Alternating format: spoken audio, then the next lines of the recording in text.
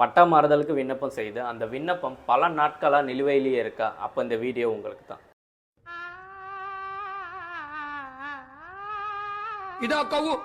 இரண்டு வகையான பட்டா மாறுதல் விண்ணப்பங்கள் இருக்கு. முதல் வகை, ஏற்கனவே இருக்க பட்டாவில் பெயர் மாறுதல் மட்டும் பண்ண சொல்லி விண்ணப்பம் தாக்கல் செய்கிறது. இந்த விண்ணப்பம் மீது 15 நாட்களுக்குள்ள நடவடிக்கை எடுத்து உங்களுக்கான பட்டாவை தாசில்தார் வழங்கியிருக்கணும். இல்லைன்னா அதை ரிஜெக்ட் பண்ணணும். ரிஜெக்ட் பண்ணுறதுக்கான காரணத்தை டீட்டெயிலாக அந்த ரிஜெக்ஷன் ஆர்டரில் தாசில்தார் சொல்லியிருக்கணும்.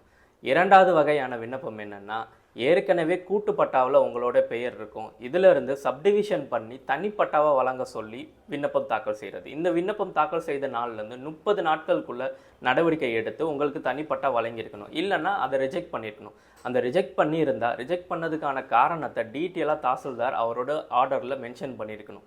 அப்படி இந்த 2 விஷயமும் செய்யாமல் பல நாட்களாக உங்களுடைய விண்ணப்பம் நிலுவையிலே இருந்துச்சுன்னா நீங்கள் உயர்நீதிமன்றத்தை அணுகி ரிட் மனு தாக்கல் செய்து உங்களுடைய மனு மீது நடவடிக்கை எடுத்து உங்களுக்கான பட்டாவை வழங்க சொல்லி கேட்கலாம்.